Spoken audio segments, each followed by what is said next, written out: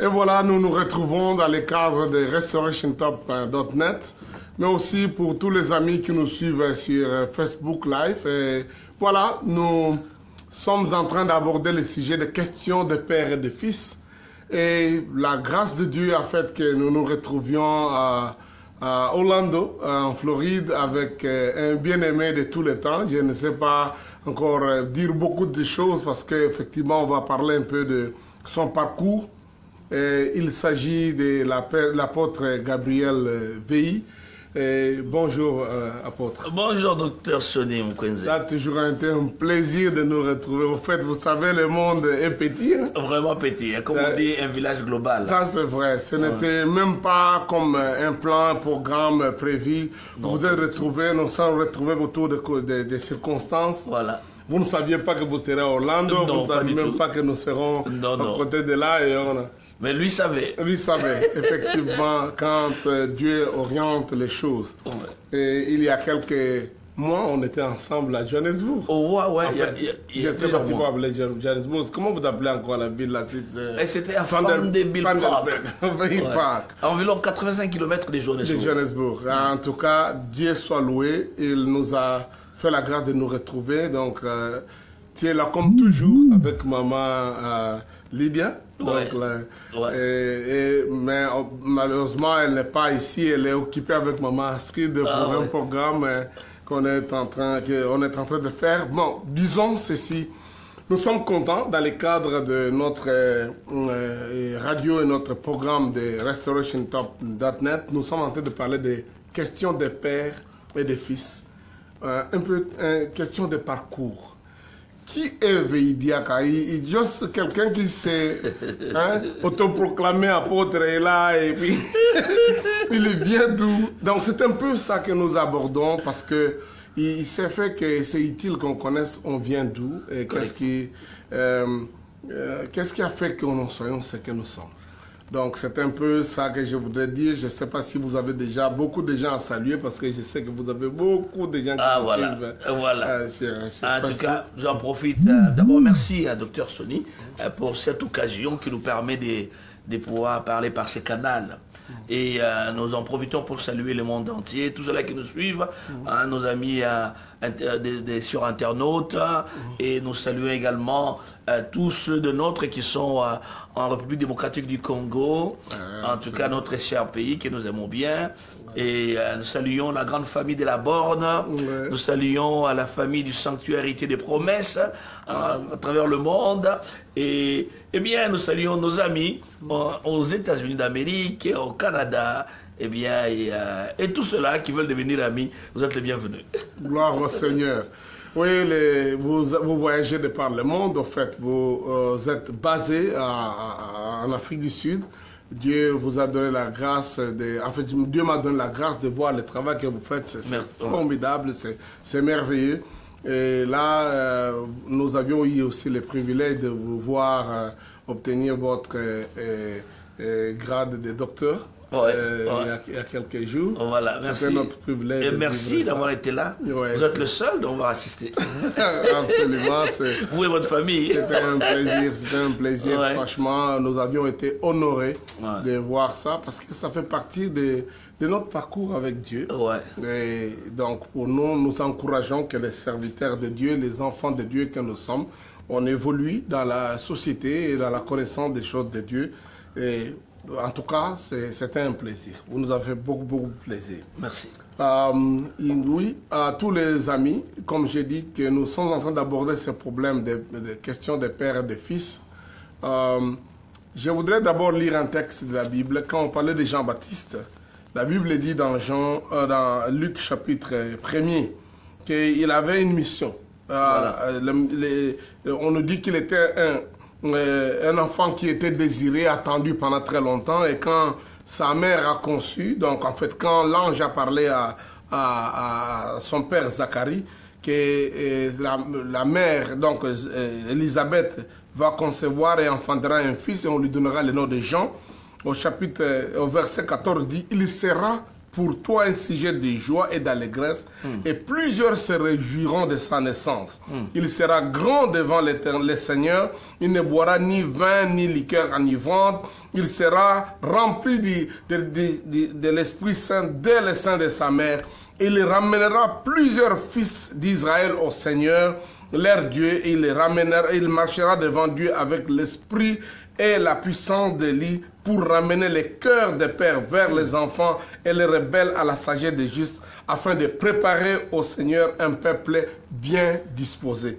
Ça semble peut-être décrire, hein? Bon, je me dis que Dieu a fait de vous un sujet de grande joie. En tout cas, en ce qui me concerne, j'ai toujours été heureux de voir et plusieurs vous aiment. Amen. Alors,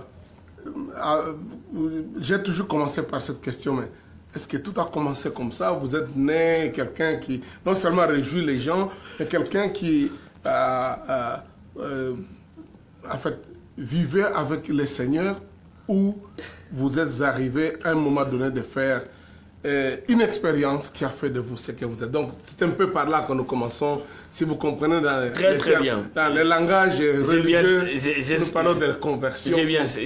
Vous venez d'où? C'est qui l'apôtre Veille? Eh bien, Gabriel Veille, parce que l'apôtre, on l'a découvert plus tard. Ouais. Mais Gabriel Veille, comme nous le savons tous, est né pécheur. Ouais. Selon la Bible, tous sont péchés et sont privés de la gloire de Dieu. Non, je ne suis pas né du ciel. Donc Dieu ne m'a pas retiré du paradis. Donc moi, je suis le produit de la grâce. Donc je suis le produit de l'œuvre de Golgotha. Ouais. Donc je suis né comme toute autre personne, pécheur, hein, du père Gabriel Nkissi et de la mère Marie Mayamba. Moi je suis né à Barumbu. Eh bien, c'est en 77. Ouais. En 77 où je ferai cette rencontre personnelle avec Jésus-Christ. Ouais. Et je me croyais agréable à Dieu par le fait que j'avais embrassé une religion. Ouais. Et je fréquentais, en tout cas, les rencontres religieuses. J'étais régulier. Et je priais selon ce qui nous était dit dans ce milieu. Ouais. Et donc, j'assistais à des cérémonies multiples. Donc, tout ce qu'un homme pouvait faire pour que soit agréable à Dieu. Pour calmer sa conscience, pour calmer la conscience. Quand même... je suis en paix avec Dieu. Ouais. Alors ces efforts étaient déployés pour que Dieu m'accepte. Mais vous savez que la conscience troublée par le péché ne peut jamais être calmée, calmée par les actes qu'on pose par les efforts humains. Ouais. Et jusqu'au jour où Jésus-Christ m'a rencontré par la voix d'un monsieur qui avait un comportement très agréable dans le quartier, et son comportement était connu de tous. Subi, ce monsieur a changé. Ouais. Et son changement ne m'avait pas plu, parce que son changement l'avait amené à quitter mon milieu religieux. Oh, wow. Alors j'étais en colère contre lui, il disait, en tout cas, il faut le corriger. Et dans cette recherche-là, je cherchais un problème. Et voilà, un jour, je vais trouver un problème. Ouais. Les temps manqueraient pour... mentionner les problèmes. Et j'en avais profité pour créer les désordres afin qu'ils réagissent et qu'on se batte, mais je savais que j'allais les taper. Un incident que vous devez créer. Oui, j'avais provoqué un incident. Mais à ma grande curiosité, non, là j'avais fait l'expérience de ce que je découvrais plus tard. Ouais. Si quelqu'un est en Christ, il est une nouvelle créature. Et j'avais affaire à une nouvelle créature. Ce n'était pas le même monsieur. Malgré toutes mes provocations, il était resté silencieux. Et jusqu'au moment où j'avais épousé tous les quotas de mes paroles, alors je n'avais plus rien à dire. Et je lui dis, mais tu dis rien. Il dira, non, pardonne-moi. Il dit, comment? Comment? Il devait réagir. Il devait réagir. Il dit, pardon. Il dit, mais... Ah. Alors, et là, le Saint-Esprit maintenant avait commencé à faire un travail. Il dit, voilà ce qui arrive à quelqu'un qui a reçu Jésus. Il y a ces changements dans sa vie. Et est-ce que toi, tu as changé? En quoi tu as changé? Alors, c'est de là, après quelques semaines, je donnerai ma vie à Jésus. Je recevrai Jésus-Christ dans ma vie comme Sauveur et Seigneur, par la foi. Et j'accepterai le pardon de Dieu. Et depuis 1977, ma vie a changé. Jésus a pris en charge ma vie. Et depuis ce moment, je lui ai laissé la direction de ma vie. Quand vous parlez de ces conversions de 77, donc je vois à l'époque, il n'y avait pas beaucoup de jeunes qui pouvaient penser à la conversion, prendre au sérieux les choses de Dieu. Non. Comment les autres amis ont commencé à réagir? Parce que toi, déjà, tu étais mécontent de voir l'autre là. Ouais. Les autres aussi, à leur tour, étaient mécontents. Mais qu'est-ce qui se passe avec Gabi? Oui, il se passe quoi avec Gabi? C'est ça? Il dit, sa tête ne marche plus.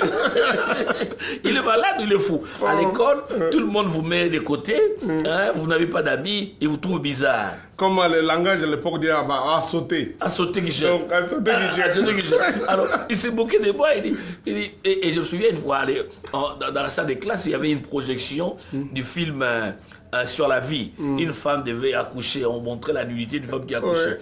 Toute la classe a crié. Oh! Alors, le monsieur qui était venu faire la projection, s'était demandé, mais dit, pourquoi vous faites des bruits? Tout le monde a dit, non, vous projetez des choses qu'un saint qui se trouve ici ne doit pas regarder. Oh, c'est vrai? Oui, c'est vrai. Ils ont dit, non, lui ne peut pas voir. Lui ne peut pas voir. Parce qu'il est saint. Et il parlait de toi. Il parlait de moi. Alors, même moi, je ne savais pas de qui il parlait jusqu'alors. C'est vrai qu'après, il dit, non, celui-là, il est saint. Il est saint. Non, il ne peut pas voir la nudité. Oh mon Dieu. Alors, maintenant, soit je devais quitter la salle, ou bien je devais lui dire, non, je suis. Parce que c'est une éducation. Mais ce n'était pas facile, mais je savais en qui j'avais cru. Amen. Amen. Nous parlons de ce parcours où ça commence, franchement. C'est par là, et la conversion, le fait de connaître le Seigneur, d'être né de nouveau. C'est ça, être une nouvelle créature. Parce que quand parfois on parle de si quelqu'un est en Christ, c'est une nouvelle créature, les gens se disent, mais comment? Il est né par une réincarnation, mais on voit cette dimension du changement profond de style de vie que le Saint-Esprit seul peut faire naître. Absolument. Et c'est là où moi je voudrais vraiment qu'on y arrive quand nous parlons de questions de père et de fils et de tout ça. Et je suis toujours très intéressé de savoir les premiers moments de la foi chrétienne. Vous voyez, l'apôtre Paul rencontre, il était Saul de Tarse, il rencontre le Seigneur dans un incident extraordinaire. Voilà. Mais Dieu l'envoie chez Ananias. Voilà. Et c'est Ananias qui va lui donner les premières étapes de sa marche dans la foi, on dirait aujourd'hui les affermissements. Correct. Et au travers de ça, il commence déjà à faire le travail du ministère, mais surtout c'est Barnabas qui va l'aider même à l'introduire dans le milieu des apôtres. Correct. Je me dis qu'il doit avoir aussi quelques éléments. Je voudrais que, pendant que tu racontes ce parcours, je sais qu'on ne peut pas toujours citer le nom de tout le monde. Ouais. Mais j'aimerais aussi que quelque part tu nous dises comment tu es parti maintenant. Donc, qu'est-ce que Dieu, ou qui est-ce que Dieu met en place pour que tu arrives maintenant à te faire orienter dans la foi? Merci, docteur Soni. Ça a été pour moi une grâce. Parce qu'il y a beaucoup de gens qui pensent que Dieu leur a donné les révélations. Non, qui a été... Non, Dieu parle aux hommes par les hommes. Ouais. Dieu visite les hommes par les hommes. Il bénit les hommes par les hommes. Ouais. En tout cas. Et en ce qui me concerne, Dieu avait placé dans sa divine providence, il avait placé quelqu'un juste dans la parcelle où nous étions. Ouais. Quelqu'un qui louait l'une de nos maisons. Et cet homme était suffisamment avancé dans les choses de Dieu. Ouais. Et cet homme était directeur de l'école du dimanche à l'église. Ouais. Il était diacre à l'église. Alors cet homme s'appelait Dibanzula Pedro. Dibanzula Pedro. Ouais. Et cet homme travaillait à une agence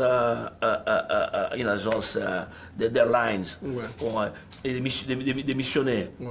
Et puis cet homme avait un cœur pour m'aider. Ouais. Et un cœur pour être patient avec moi, pour me supporter. Parce que j'ai posé des questions sur tout. Surtout, parce que j'avais déjà une connaissance tordue. Ouais. J'ai comparé cette connaissance à la nouvelle devant laquelle j'étais exposé. Ouais. Je me suis dit, mais pourquoi, là d'où je viens, c'est comme ça, pourquoi ici chez vous? Là où, et cette patience-là, passer du temps avec moi, mais montrer dans la Bible. Alors ce qui m'avait touché, dès le départ, toutes ces réponses étaient puisées de la Bible. Il avait une référence. Il dit non, ce que je vous dis, parce que chez nous, voici comment on baptisait. Ouais. Pourquoi chez vous, on baptise de cette manière?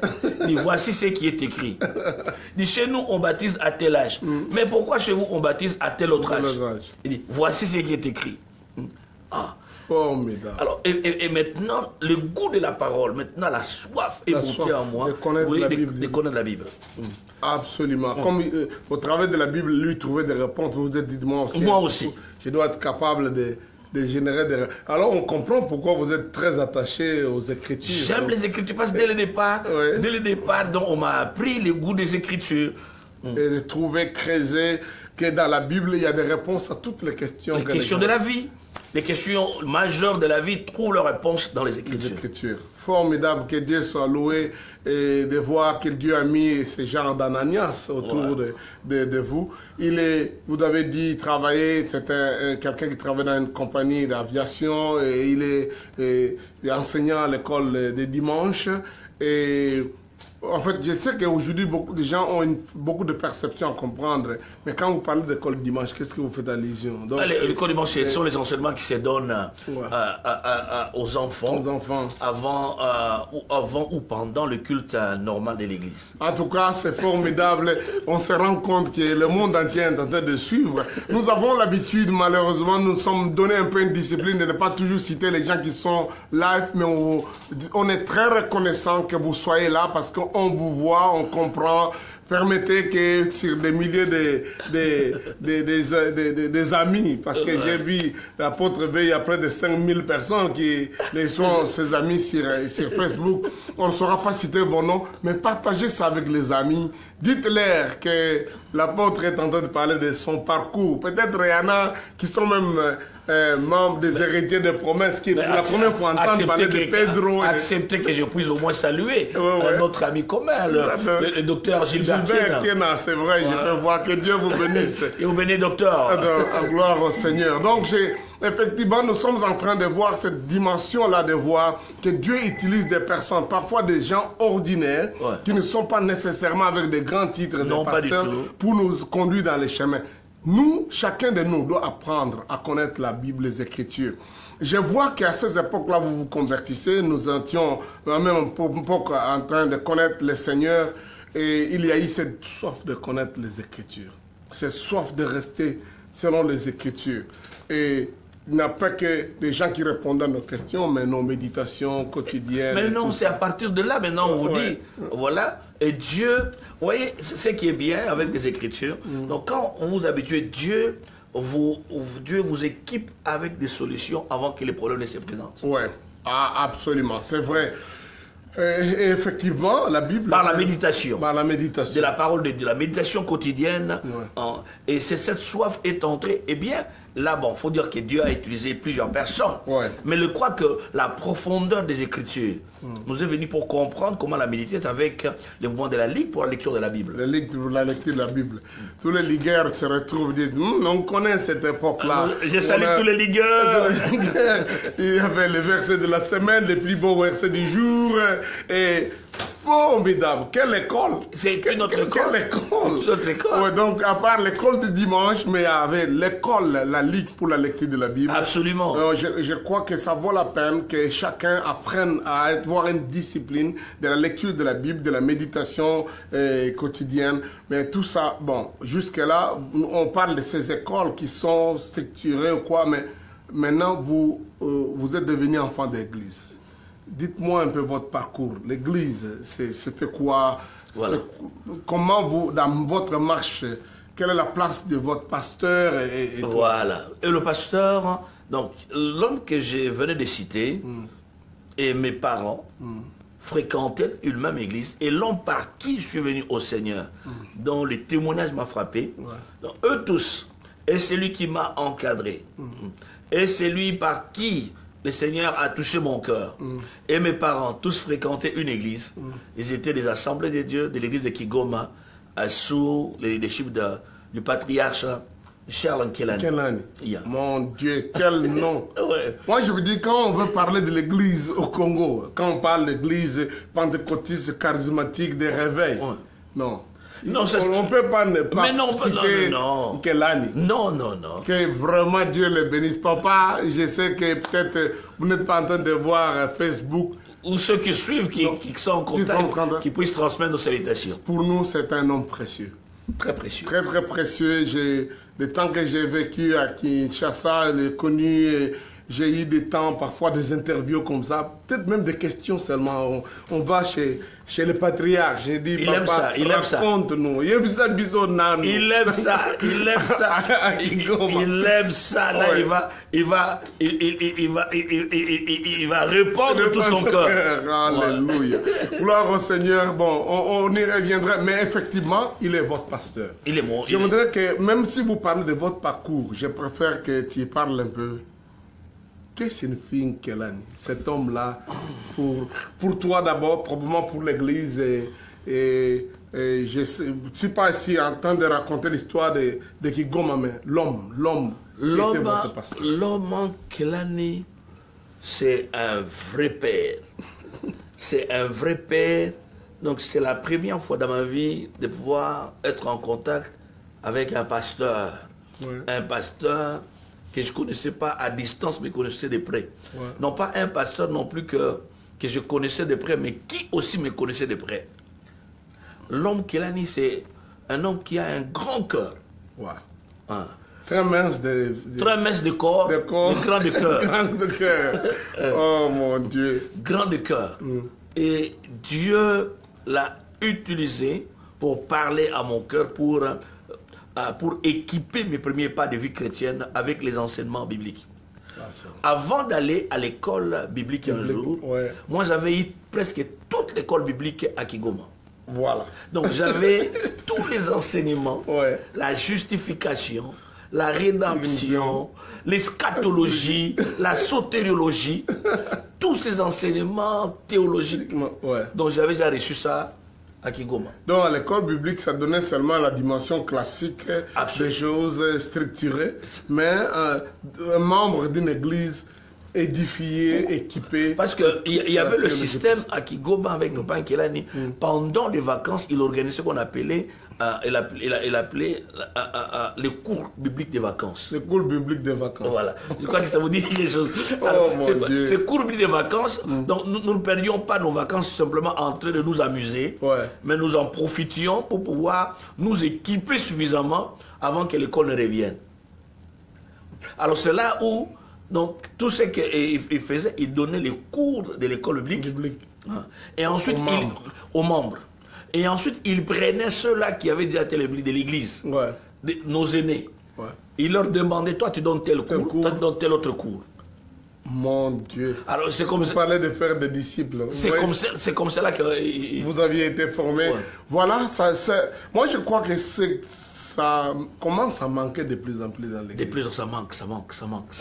C'est pas étonnant qu'on se retrouve avec tous les dérapages et toutes les troubadours.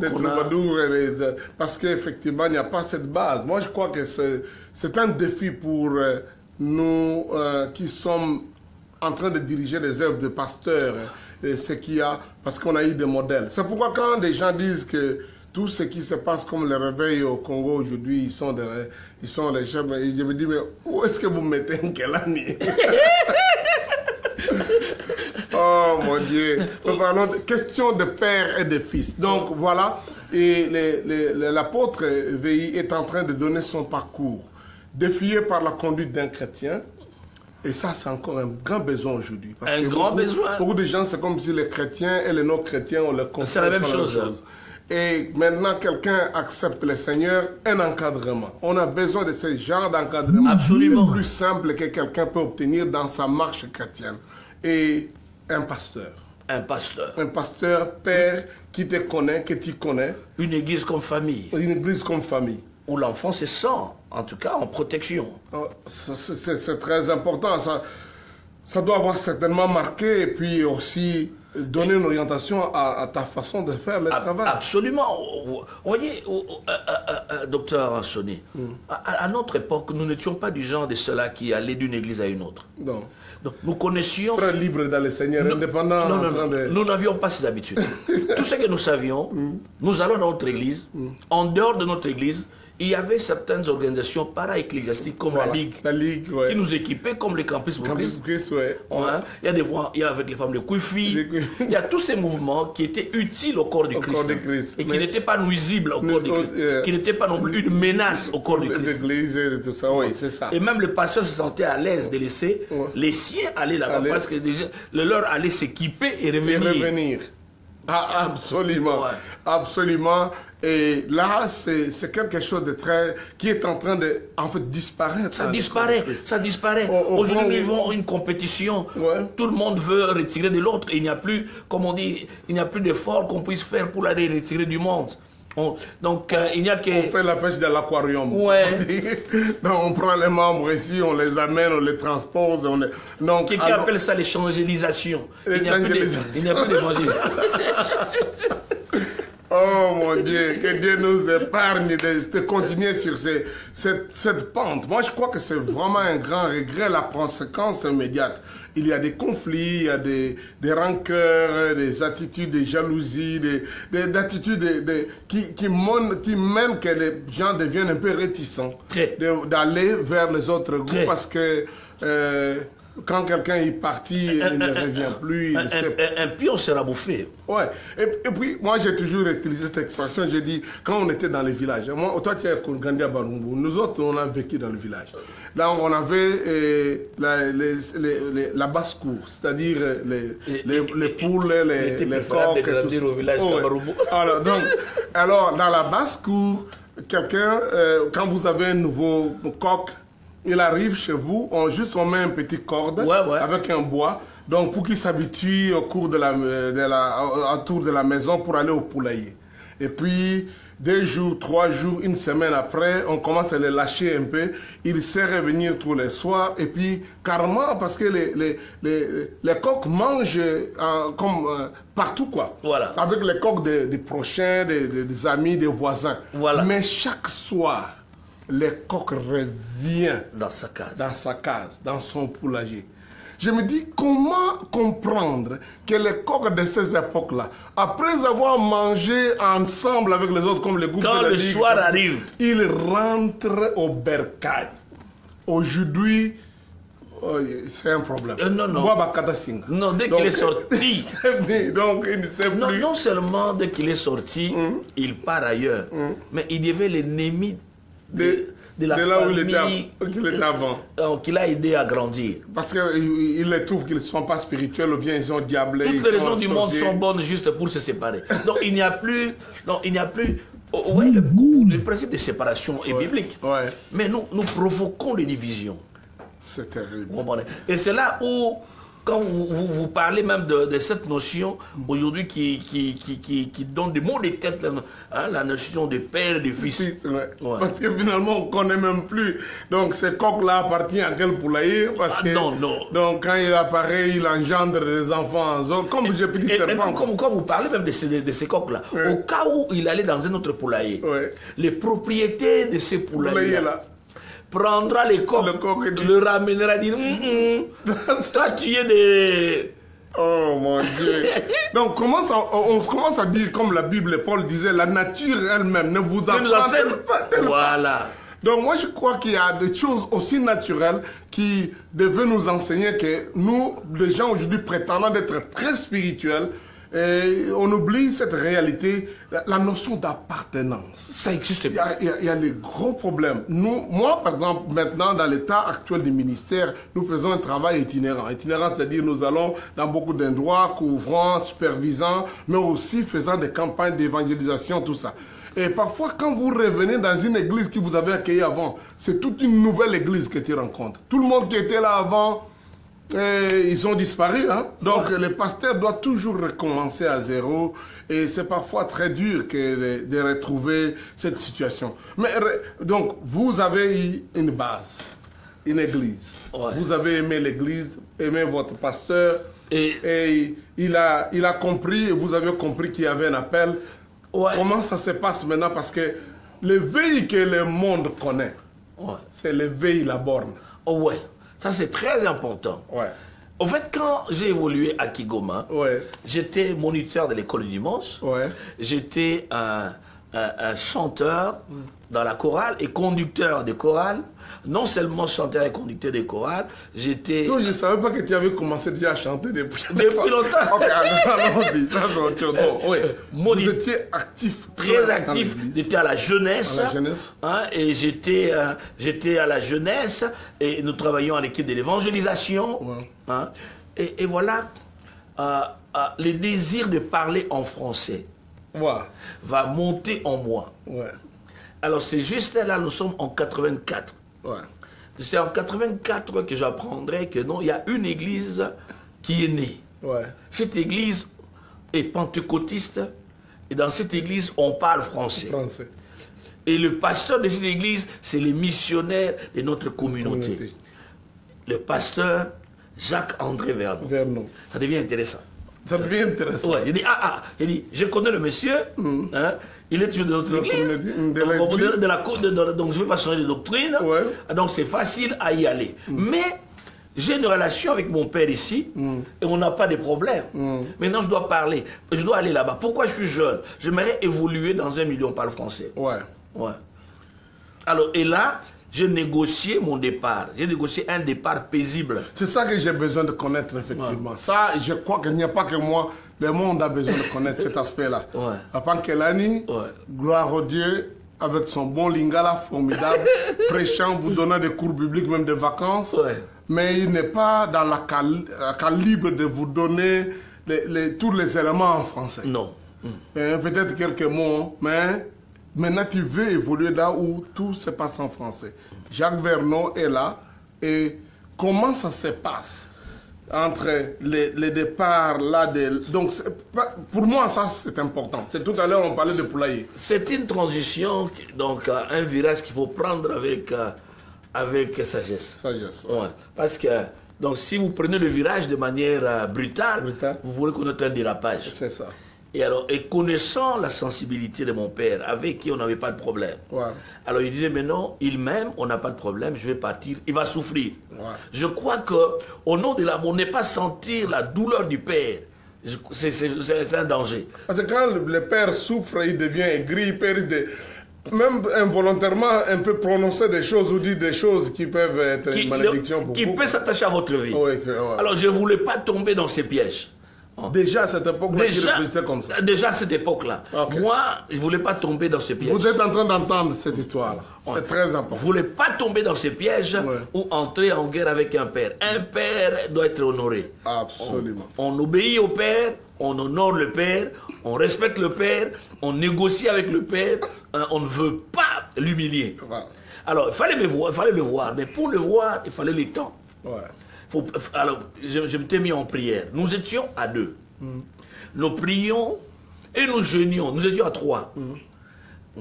Donc, une sœur, un frère et moi.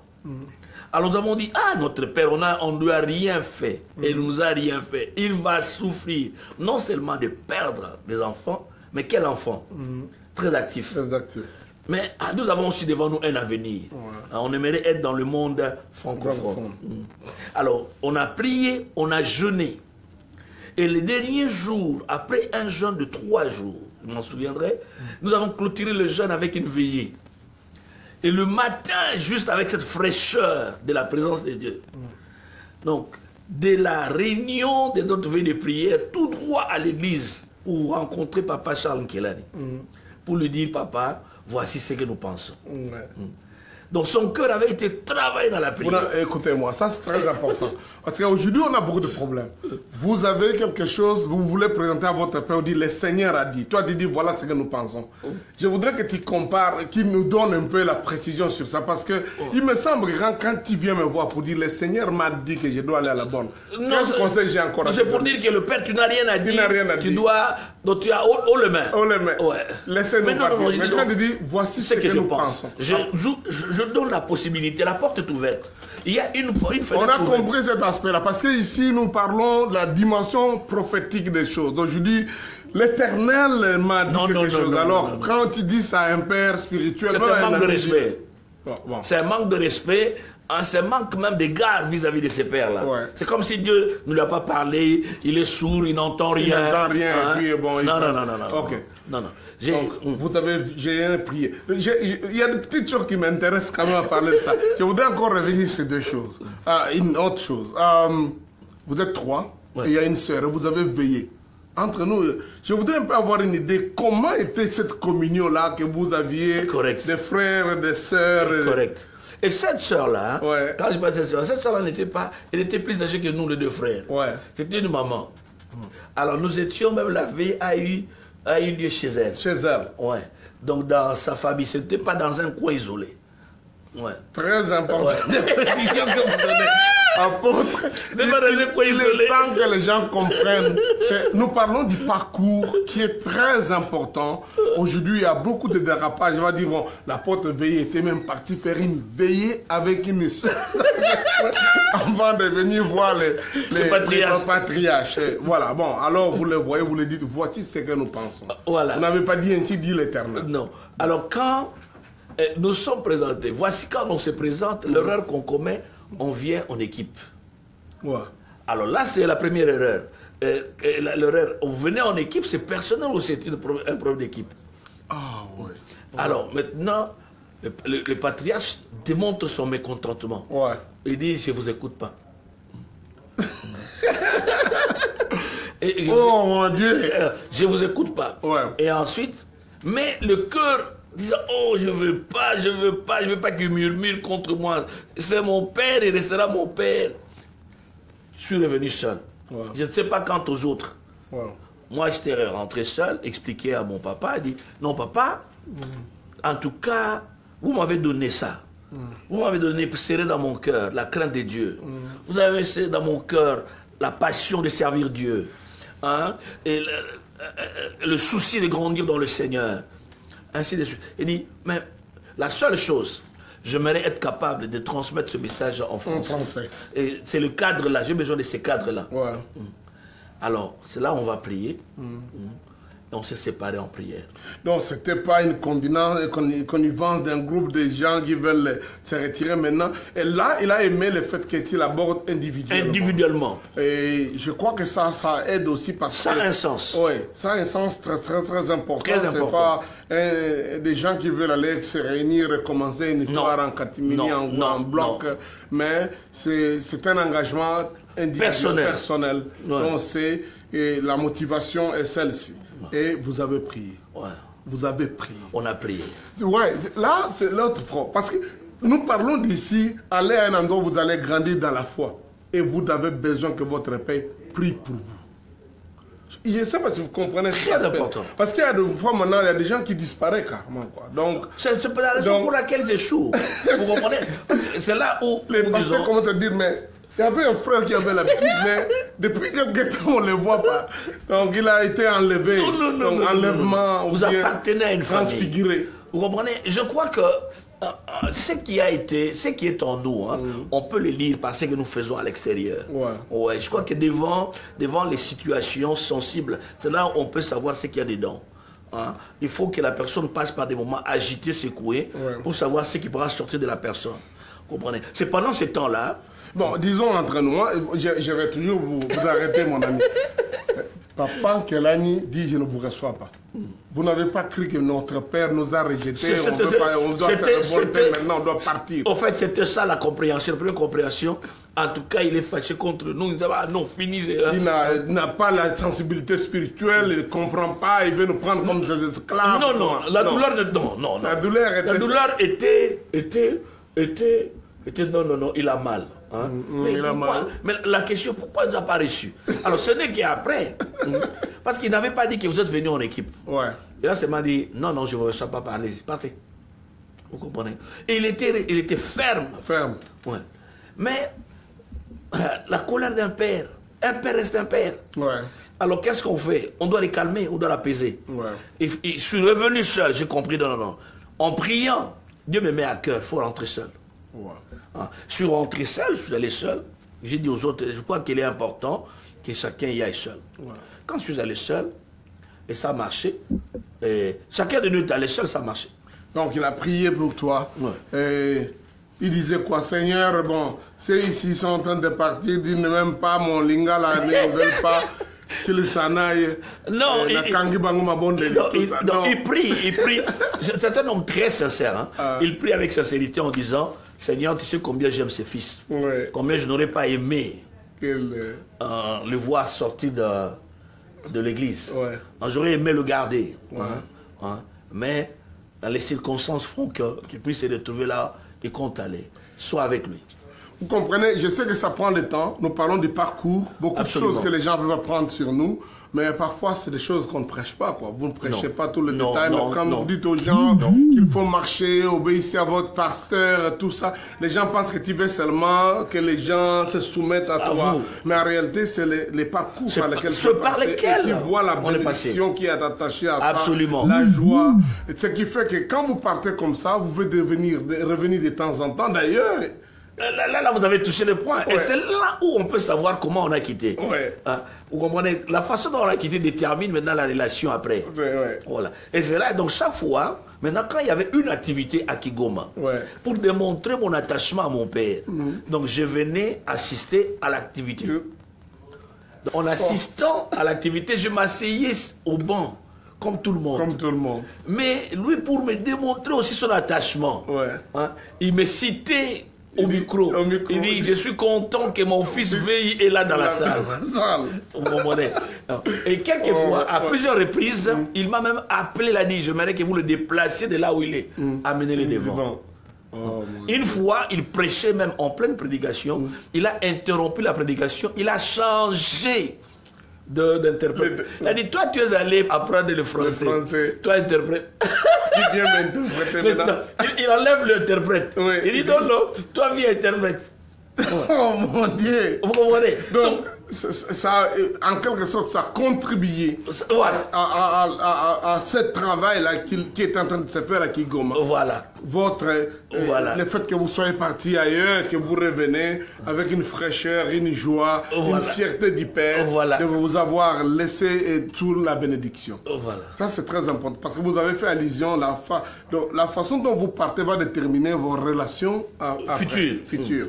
Et là, vous revenez de temps en temps. Et là, le monde quinois national parle d'éveil. Il est à la borne. Je ne sais pas s'il faut qu'on aille directement là-bas. Bon, mais sinon, cette transition, ça, j'ai beaucoup aimé. C'est quelque chose de très profond parce que ça n'arrive pas toujours. Et parfois, même, la bonne volonté des enfants peut être mal comprise par les parents. Ou parfois, le père, il a une bonne volonté. L'amour qu'il a de garder un enfant peut être mal perçu par l'enfant parce que tout le monde ne veut pas voir ton fils se perdre. Mais vous êtes y allé et que Dieu a béni ces temps. Donc, voilà, vous êtes à la bonne, mais vous... Kigoma, donc Barumbu, c'est très loin de la borne. Comment vous y preniez? Maintenant, vous donnez l'argent? Oh non, pas du tout. Pas du tout. Pas du tout. Les seigneurs c'était pas facile d'aller pour un jeune homme de cet âge-là qui ne travaillait pas. Hein, et qui était même logé dans une famille d'amis, hein, parce que nous avions perdu notre parcelle, et c'était une famille d'amis qui me logeait. Et dans ces conditions-là, aller à la borne, il fallait une grande soif. La distance est longue, vous devez prendre plusieurs taxis pour arriver là-bas. Mais dans cette soif, Dieu a permis que vous découvriez des gens qui ont leur propre véhicule, ou soit en allant, ils vous amènent, ou en rentrant de l'église, ils vous ramènent. Et si il n'y en a pas, vous faites le pied. Mais c'est vrai. Vous êtes arrivé à le faire le pied. Parce que je me souviens, à l'époque, plusieurs d'entre nous avons fait le pied. On a fait le pied avec joie. Alléluia. Je marche avec le roi. Je marche. Oui, nous marchons avec le roi. Oh mon Dieu. Bon, on ne veut pas demander à tout le monde de faire les pieds, mais ça fait partie du parcours. Absolument. Moi, je crois que parce que je suis enfant de Dieu, moi, je ne ferai jamais les pieds parce que vous comprenez, moi, je suis le fils du roi des rois. Non, il y a des moments, il y a des étapes dans la vie. Peut-être il y en a qui sont en train de passer des temps comme ça. Ne croyez pas que vous êtes maudit. Il faut couper les liens. Comment ça, j'ai marché à pied. Ça c'est très important. Vous savez, il y ça fait partie des étapes de la vie importantes desquelles on ne peut pas se soustraire. C'est comme si vous demandiez à une chenille, une chenille qui veut devenir un papillon. Vous lui refusez l'étape là de 9. Voilà. Où elle doit être enfermée dans un cocon. Vous dites non, moi je ne veux pas ça, ça va m'immobiliser. Mais non. Non, ça fait partie du parcours et c'est ce qui vous permettra de devenir papillon. Donc, ce qui fait que quand les gens vous voient là-bas, veiller à la borne, c'est pas que parce qu'il a eu les Verneau distribuer l'argent, parce que c'était un blanc, non? Donc, vous comprenez? Donc, mais parce qu'il y a la passion, le désir, aussi savoir que c'est ça que Dieu veut que vous fassiez. Absolument. Quels que soient les prix à payer et tout ça. Et effectivement, parle-nous un peu le temps où vous vous retrouvez en train d'évoluer et, si vous même dire, servir à la borne. J'arrive à la borne. Je sais qu'il y a beaucoup de choses. J'ai demandé qu'on prenne un peu de temps, mais voilà, déjà, l'histoire de Kigoma, papa, Charles, donc ça m'a beaucoup marqué. On y reviendrait peut-être si on ne termine pas tout aujourd'hui. Mais effectivement, vous êtes là. Ouais. Au fait, à la borne, quand j'arrive à la borne en 84. En 84, je suis à la borne venait de naître. La borne n'avait pas d'orchestre, il n'y avait pas de chorale, il n'y avait pas de groupe de jeunesse. Donc il n'y avait pas un groupe, si ce n'est les réunions de dimanche et de la semaine. Alors c'est en 85 où maintenant il y aura besoin de tous des différents groupes. Mais tu vois, quand on commence l'église, ça ne signifie pas toujours qu'il faut tout avoir. Hein? Non, pas parce qu'il y a beaucoup de gens qui pensent que quand une église naît, on est né, tout était là. Donc musique et tout ça. On a envoyé un Boeing qui a amené toutes les choses pour atterrir. Il n'y avait même pas des gens, pour diriger. Le pasteur Vernon, il conduisait. Il faisait le MC, il dirigeait les cantiques avec sa voix. Vous avez une idée? Alors, et il prêchait, il faisait les annonces.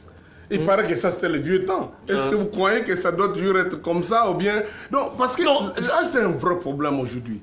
Beaucoup de jeunes, beaucoup de gens qui sont appelés, ils trouvent entre guillemets un prétexte de ne pas faire le travail parce que je n'ai pas quelqu'un qui chante, je n'ai pas d'instrument, je n'ai pas ceci, donc il faut que tout ça soit réuni avant qu'on commence. Non, ça c'est un faux prétexte. Tu vois, il y a la loi de l'évolution des choses. Il y a la loi de la progression. Il y a des choses que Dieu vous confie en vous voyant fidèle à chaque étape. Chaque étape où vous avez démontré la fidélité, Dieu vous permet d'être conduit à une seconde étape. Donc vous êtes en train d'entendre le départ de la borne, parce que beaucoup de gens parlent de la borne, disent « Oh, veuillez aller là-bas parce que tout était là. » Non, il n'y avait rien. Disons même en termes de chorale, Kigoma était meilleur. Mais si, la chorale était assise. Là, la chorale chantait bien. On était déjà habitués à certains. À l'époque, vous avez ce qu'on appelait des concerts religieux. Vous vous souvenez? Je me souviens. Voilà. Plusieurs chorales. Voilà. Cet esprit de compétition pour faire mieux. J'aime beaucoup ça. Parce qu'aujourd'hui, il y a un problème un peu. La notion de compétition donne l'impression qu'il faut qu'on tue les autres. Donc, on écrase les autres. Donc, on est ennemis. Alors que cette compétition, comme une émulation à l'excellence. Formidable. Disons, Vernon dirige tout lui-même. Il a besoin quand même des gens. C'est là où nous allons offrir nos services. Non, moi, je peux chanter. Je peux chanter. Oh, vous pouvez chanter. Ok. Vous pouvez chanter. Ok, faire chanter. Voilà. On me demande de chanter. J'ai chanté un dimanche avec ma soeur. C'est ma soeur qui m'avait amené à la borne. Honorine. Voilà. Que Dieu t'a béni, Honorine. Ça, c'est... Il y a Honorine. Il y a Bassali. Alors, ça, c'est vrai. Alors, c'est là où on chante. Les pasteurs me disent, mais vous chantez bien, sans instrument. Alors parce qu'il y a Honorine, vous savez, c'est la première que j'ai vu jouer le synthétiseur. Avec Campus pour Christelle, il jouait là. Aujourd'hui, avec son doigt. Un doigt. Oh, on vient de loin, mes chers amis. Aujourd'hui, vous avez les Roland, vous avez tous les Toshiba, tous ces... Quand je regarde, je dis, nous, on sait d'où on vient. il y avait un doigt seulement qu'elle jouait. Et puis, donc c'était comme... oh mon Dieu. Bon, dis-moi, c'est elle qui t'amène et puis vous chantez. Non, on chante et ça se passe bien. Ouais. Et ensuite, alors, on a commencé. Le premier groupe a été composé. Il y avait une Française qui jouait. Ouais. Et ensuite, il y a un... son nom m'échappe, était une Française qui a épousé un Allemand. Ouais. Il y avait un Français, Gérard Maillet. Gérard Maillet, oh, oui, je connais très bien, il était marié avec Metabea. Oh, Metabea. Voilà. Oh, et Metabea, et moi, et je crois que nous étions à 4. Alors on chante. Moi, je ne suis pas de la bande, mais on se connaissait, tous ces milieux étaient différents. Oh mon Dieu. Mais non, à l'époque, il y avait ces soucis-là de connaître ce qui se passe chez autrui. Et moi, je suis à Kikwit, j'ai fait venir Gérard et Meta pour qu'ils viennent chanter dans mon église. Mais ils ont... J'ai fait venir vers nous. Ils ont finalement habité à Kikwit. Effectivement, ils ont habité à Kikwit. D'ailleurs, dans leur maison, je me souviens que j'ai vu la première fois la plante de la menthe. Ah bon? Et on allait là-bas, on prenait le café ensemble. Et c'est là où moi je suis allé habiter quand je suis allé en retraite. À Kikwit. Bon, mais bon, alors c'est... Le groupe commence. Donc je commence comme un chanteur. Ouais. Donc dans le groupe. Alors on dirigeait, c'est moi qui dirigeais, je faisais le MC. Ouais. Ou c'était Gérard qui faisait le MC. MC. Voilà. Alors nous sommes les deux à faire le MC, à diriger les réunions. Ouais. Mais après la jeunesse est née. Quand la jeunesse est née, il faut un comité de jeunesse. Il y avait un blanc, hein, Aurelio da Costa, à qui on avait confié la jeunesse. Ouais. Donc, Aurelio da Costa, il forme un comité auquel j'appartiens. Ouais. Alors j'étais dedans, on était à 5, parmi lesquels il y a Alf Lushima. Alf Lushima était dedans. Et je pense à cette époque-là, il est encore étudiant à l'IPN. Il était étudiant à l'IPN. À l'IPN, oui. Voilà. Oh, ouais. Alors, donc, et il est venu aussi nous voir pour certaines actions qu'on avait. À la restauration. Non, à l'époque, on est à l'aumônerie universitaire où j'étais aumônier assistant là-bas. Et on s'est vu avec les HFA, on a fait des actions. Bon, on avance. Voilà. Et le groupe a évolué. Ouais. En évoluant, moi, mon rôle principal dans le groupe de la jeunesse était diriger les cantiques. Oh. C'était mon rôle principal. Je n'avais pas d'autre rôle. Je ne prêchais pas. Mais ça m'a fait longtemps. Voici ce qui se passe. Juste quand la jeunesse est née, moi, mon français, j'étais en train de le chercher. J'avais beaucoup de français là, mais qui bloquaient ici. Donc, qui ne sautaient pas. La soupape était là qui bloquait le français. Il fallait libérer la soupape. Alors, et le milieu m'a permis de libérer la soupape. Le milieu m'a permis de libérer la soupape. Mais pendant ce temps-là, les autres étaient infidèles selon les leaders, les blancs. Ouais. Alors, on s'est retrouvés seulement lui et moi aux réunions du comité. Oh mon Dieu. Alors, on s'est retrouvés à nous deux. Il a dit, non, toi, je ne te faisais pas confiance, mais maintenant, je te fais confiance. Ensuite, non seulement il me fait confiance, il ajoute aussi autre chose. Et il va me dire, mais est-ce qu'on peut faire la retraite? Notre première retraite qu'on a organisée, au cours de cette retraite, c'est là où le blanc va déposer. En 85. Tout le monde qui témoigne dit non, je vais dire merci à Dieu parce que moi, le frère Veilly m'a visité quand j'ai perdu mon oncle. Moi, je vais dire merci parce que j'étais malade, le frère Veilly était passé, priez pour moi. Moi, je suis à Kinshasa. Je dois aller jusque-là à Binza pour visiter les gens qui ont des besoins. Et je n'ai pas de voiture. Et qui ont des voitures n'ont pas le temps. Alors ces gens-là ont témoigné, tous parlaient de moi. Les blancs qui est leader, qui trouvent qu'on ne parle pas de lui, on ne parle que de moi. Il commence à pleurer. C'est vrai. Il devant tout le monde. Il pleure et il pose sa démission. Qu'il n'est plus... Non, il n'est plus leader. Il dit, je pense que l'homme qui convient pour diriger ce pays. Alors Dieu met la jeunesse dans mes mains, mais la langue n'est pas là. Je commence à jeûner, prier pour la langue.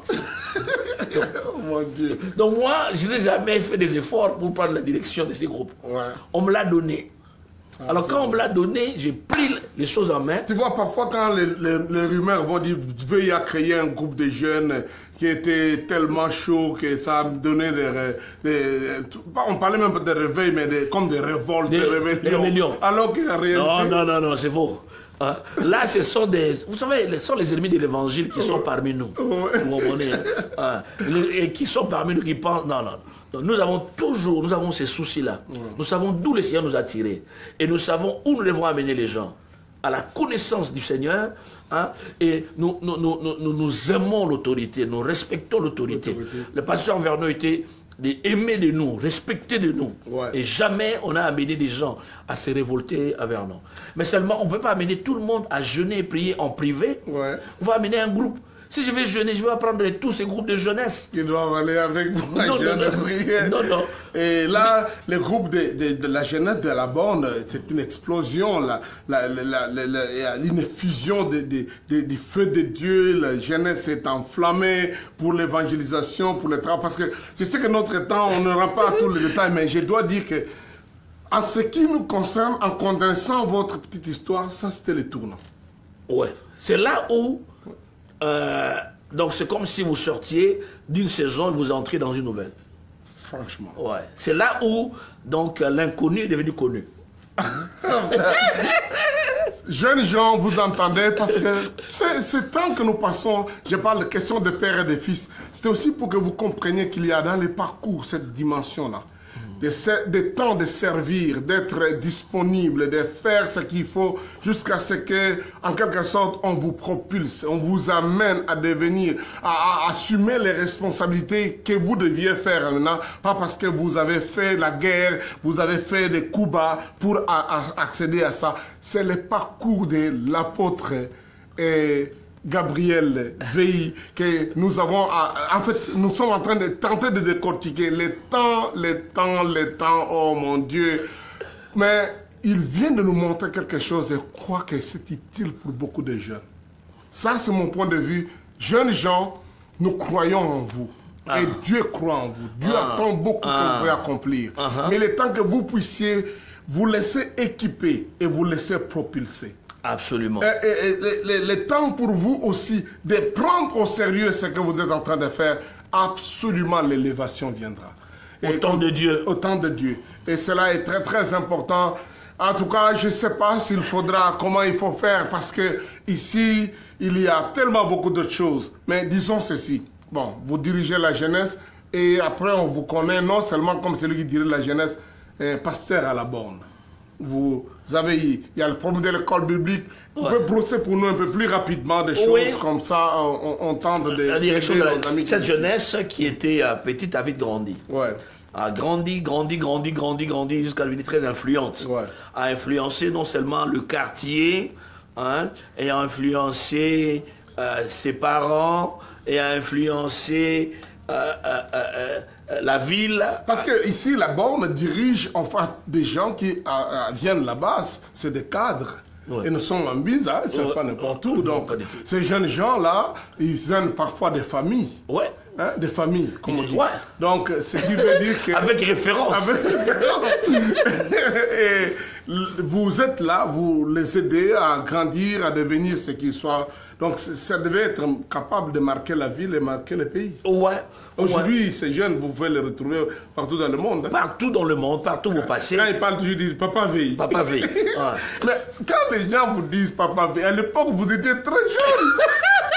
Vous ne les avez pas imposé de vous appeler papa, mais aujourd'hui, les résultats de ce qu'ils sont. Il y a à la collation, là, il y a un jeune garçon, il y a un homme qu'on voyait qui venait d'avoir sa maîtrise, qui m'a dit, qui m'a dit, cet homme ici m'a prêché, m'a encadré lorsque j'avais 17 ans. Et voilà, aujourd'hui, c'est un grand monsieur, c'est un pasteur, un apôtre, un père. Un père. Mais à l'époque, il vous dit, voilà, Veille, c'est mon père. Je ne sais pas comment tu sens quand tu vois. Non, c'est le sens, il y a cette joie, mais aussi le sens de responsabilité. Vous dites que vous vous réjouissez, ah Seigneur, merci, le travail a été fait, mais vous dites non, il y a encore un travail à continuer à faire. Parce qu'il disait, le sérieux avec lequel cet homme travaillait, servait le Seigneur, il était jeune, mais ça m'a défié, moi, dit, il y a tellement de choses à faire, c'est Dieu, c'est bon de le servir. Amen. Et j'entends souvent des jeunes, des gens me dire comme ça, partout dit, le sérieux avec lequel vous serviez Dieu à l'époque m'a amené à m'engager, à être pleinement engagé dans ça. Alors, donc, on y va un peu plus rapidement pour qu'on tente d'arrêter quelque part. On doit arrêter. Donc, au fait, en évoluant de cette manière, j'ai été envoyé à l'école biblique. à l'école biblique, on a fini. Donc nous sommes seulement les 2 premiers à avoir été envoyés à l'école biblique. C'était le frère Landou, qui est aujourd'hui pasteur, là nous avons Ngoudi. Donc nous deux, nous étions les 2 premiers éléments que d'abord on avait envoyés. Donc Vernon dit, vous en tout cas allez à l'école biblique. À l'école biblique. Bon. Là Landou commençait à s'occuper maintenant de la musique. Moi je m'occupais de la jeunesse. Et c'était 2 grands groupes qui ont grandi très fortement. Et après, bon, après l'école biblique, il fallait faire le stage ailleurs. Mais le pasteur Renaud a demandé que notre stage soit fait dans l'église locale. Et en restant là-bas, et les circonstances ont fait que soit reconnu un pasteur. Soit reconnu un pasteur. Et Landou, c'est lui qui va aller commencer à l'Arche, je pense, à Lemba. À Lemba. Oh non, il avait commencé. Non, Landou, il était d'abord allé, au Togo. Non, à Massina, remplacer Nsembe. Nsembe. Et passé Nsembe qui était en formation. En formation, justement. Voilà. Israël. Donc, disons que c'est formidable d'entendre ce parcours. Je suis contraint de vous couper parce que, bon, comme vous le voyez là, il va prendre l'avion dans quelques minutes. Il va prendre l'avion. Ce sera qu'une partie remise, franchement. Je sais que vous avez des choses que vous vouliez dire. Je vais vous donner les quelques minutes qui restent. Dites ce que vous voulez dire dans votre parcours et aussi, en quelque sorte, que les gens qui parlent... Aujourd'hui, l'église, l'histoire de l'église des réveils au Congo, pour moi, je crois que c'est une histoire tordue. Non seulement elle n'a pas encore été écrite, mais la présentation des choses semble comme si... il n'y a pas de père. Il n'y a pas de père et tout le monde... tout le monde a commencé. Et que non seulement ça, mais il y en a même qui sont convertis aux années 90 qui pensent qu'ils sont des pères de l'église des réveils. Alors, mais non, moi je crois que ça c'est une malédiction pour toute une église.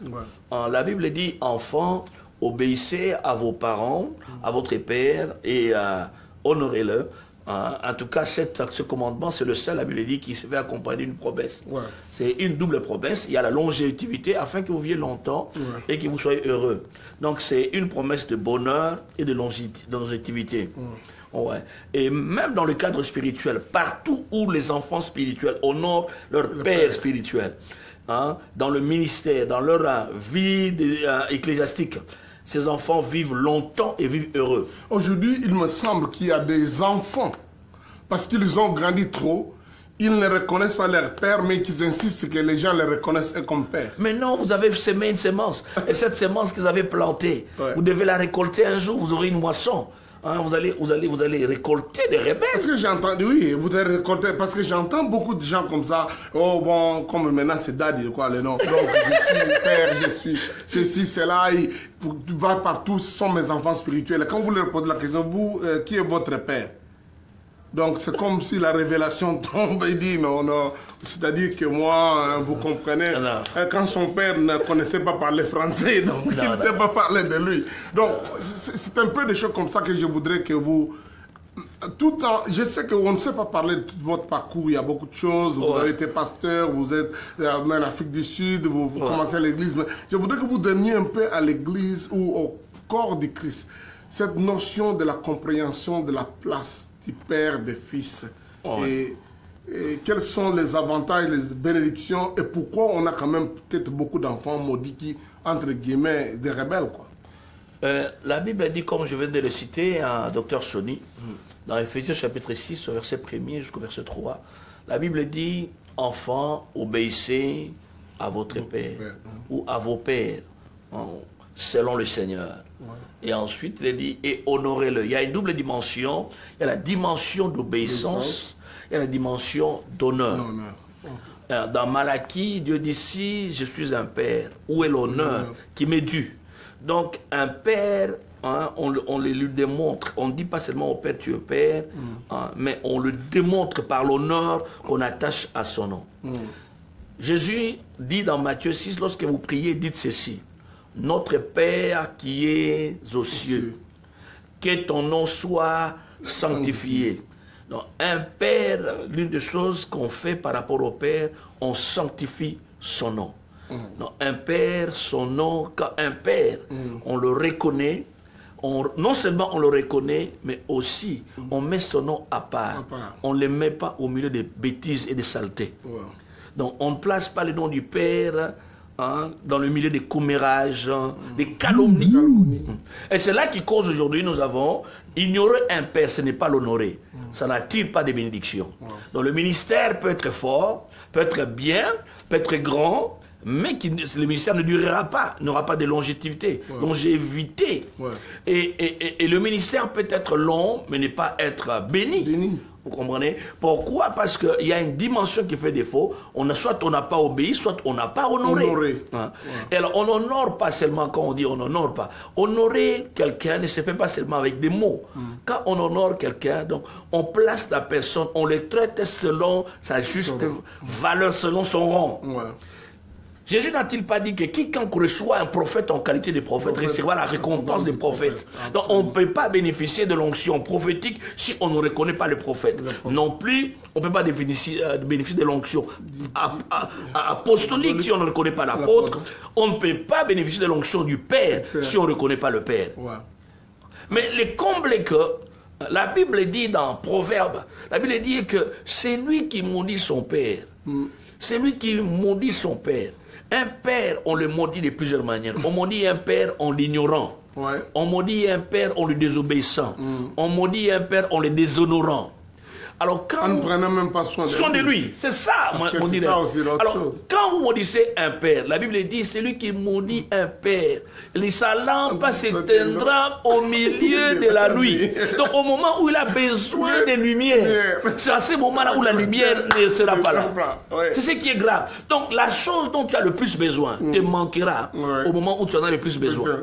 Parce que pendant la journée où tu crois que la lumière, la lampe est là, mais quand la nuit viendra, le moment viendra où Dieu te fera sentir que quelque chose n'a pas marché.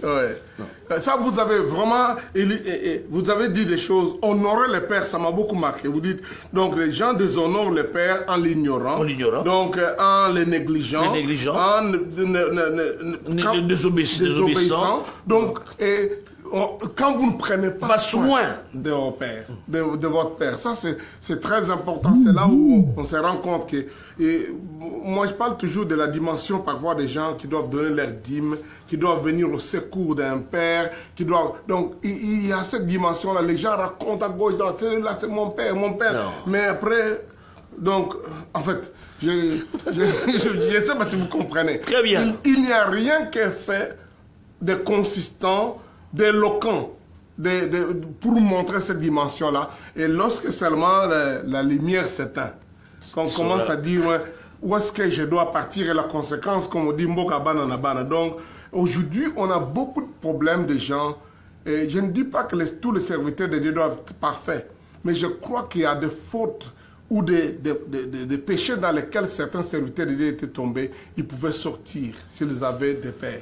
Oui, parce que le Père être reconnaissant auprès de leur Père pour les aider. Ça, vous devez connaître très bien. Vous avez eu la grâce d'être assis à côté de l'archbishop Benson Idahosa. Et ça, c'est la clé du succès du ministère nigérien en réalité.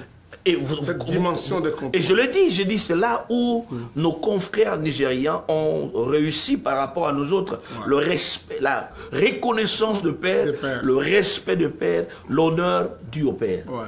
Et ça, c'est là fait défaut dans le milieu où nous avons grandi, où vous trouvez les fils commencent à se comparer au père, le fils devient l'ennemi numéro 1. Non, un Roboam est appelé à mourir avant. Vous comprenez?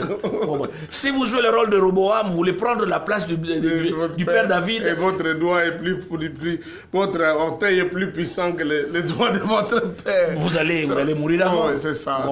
Et ce qui se passe à l'heure actuelle, l'ignorance, daddy. Non.